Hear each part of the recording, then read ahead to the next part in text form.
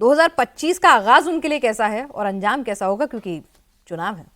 नहीं, देखिए, आगाज तो बहुत अच्छा होगा जो लग रहा है अभी कि कुछ बदला हो। और बिहार की राजनीति को आप पिछले 25 साल की राजनीति को देखिए, जिस पार्टी के साथ, मतलब आरजेडी और बीजेपी की बात कर रहा हूँ, जिसके साथ नीतीश कुमार की जेडीयू है, उसी की जीत हुई है।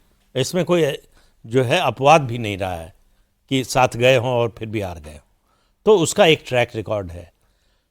उसकी वजह यह है कि सामाजिक समीकरण, जो अगला पिछड़ा का समीकरण बीजेपी के साथ और जेडीयू के साथ बनता है, जब वो आरजेडी के साथ जाते हैं तो उसमें यादव और मुसलमान जुड़ जाता है अति पिछड़ा के साथ, वो बहुत फॉर्मिडेबल कॉम्बिनेशन बन जाता है।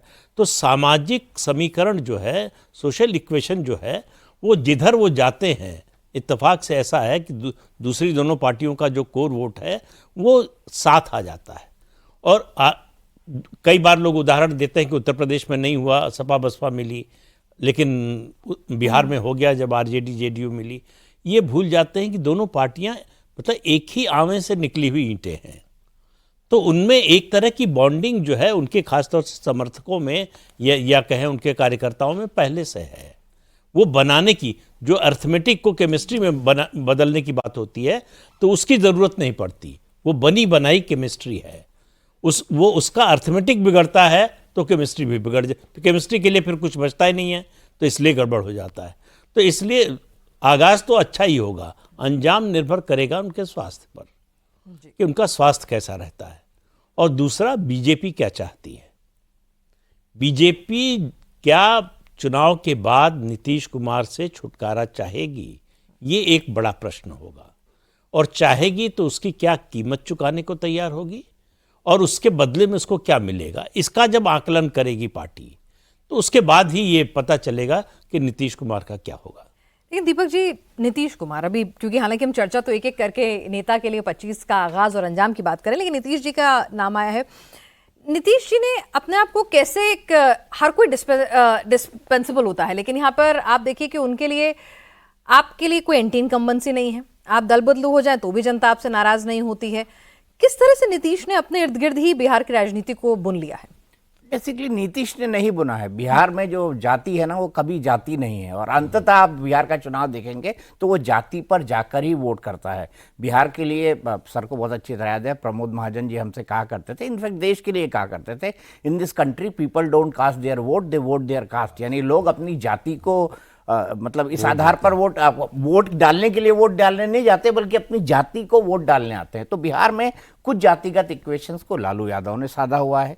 एक एग्रेसिव यादव जो जिसको बिहार के अंदर नीतीश जी की छवि, नीतीश जी की छवि देखिए, मैं एक बिल्कुल बेबाक विश्लेषण करता हूं। मैंने नीतीश कुमार पहली बार जब प्रधानमंत्री बने थे तब भी देखा था, वो मुख्यमंत्री बने थे तब देखा था।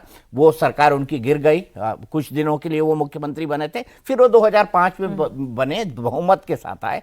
2005 से 2010 तक उन्होंने लगातार जो काम किया, सड़कों को लेकर, स्कूल्स को लेकर, बच्चियों के एजुकेशन को लेकर, लॉ एंड ऑर्डर को लेकर, इसके अलावा बेसिक इंफ्रास्ट्रक्चर को लेकर, इसके अलावा बिहार में एडमिनिस्ट्रेशन को लेकर नीतीश कुमार जी अभी तक उसी की खा रहे हैं। और उसी के साथ उन्होंने एक फॉर्मेडेबल अलायंस बनाया।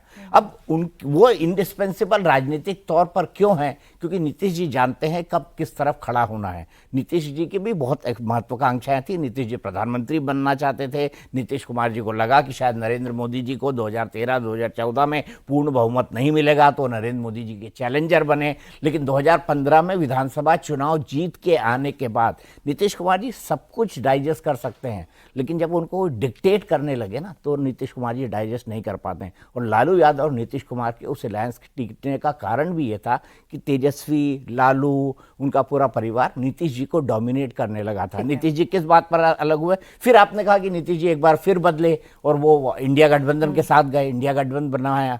वहां पे भी उनको एक राजनीतिक महत्वाकांक्षा थी कि 2024 मोदी जी को 10 साल हो गए हैं, मोदी जी के खिलाफ एक एंटी इनकम्बेंसी है, चलिए मैं एक्सपेरिमेंट करता हूँ। इंडिया गठबंधन बनाया उन्होंने, नीतीश कुमार ने एक्सपेरिमेंट किया, लेकिन नीतीश कुमार के उस एक्सपेरिमेंट के बावजूद भी नीतीश कुमार को इंडिया गठबंधन में उस तरह की सफलता नहीं मिली। वो एक बार फिर से इनके साथ आ गए, क्योंकि उनको पता है जो उनका एक छोटा सा वोट बैंक है, लगभग 20% के आसपास का, वो वोट बैंक जो है वो जाता रहता है और वही एक सबसे बड़ा फॉर्मेडेबल अलायंस बनाता है। ठीक है, तो 24 में तो हमने बहुत ज़्यादा तेजस्वी के लिए बहुत होप नहीं देखी, तमाम सुर्खियां बटोरने के बावजूद, तमाम रील बनाने के बावजूद, फिर भी जो अर्थमेटिक है वो अपना सुधार नहीं पाए थे। तो 2025 में उनके लिए कुछ अच्छी खबर आ सकती है? मैं भी पिछले एक सप्ताह से बिहार में ही था और मैंने वहाँ बहुत लोगों से बात की। इस बार तेजस्वी की संभावनाएं पिछले चुनाव से 2020 से थोड़ी कम है। कम है इसलिए कम है कि चिराग पासवान इस बार एनडीए का हिस्सा है। चिराग पासवान के बारे में लोग ये भले कहते हैं कि उन्होंने नीतीश कुमार की पार्टी को बहुत नुकसान पहुंचा, और चिराग ने और उनकी पार्टी के नेताओं ने स्वयं भी इस बात को स्वीकार किया था कि वो, और तो घोषित एजेंडा, हाँ, घोषित एजेंडा था। परसों वो बातचीत, हनुमान बने हुए थे उस वक्त। परसों भी बातचीत में उन्होंने यही कहा कि हमें गठबंधन को अपनी ताकत दिखानी थी, हमारे ही मंच पे थे, तो उन्होंने ये कहा। लेकिन अगर आप उन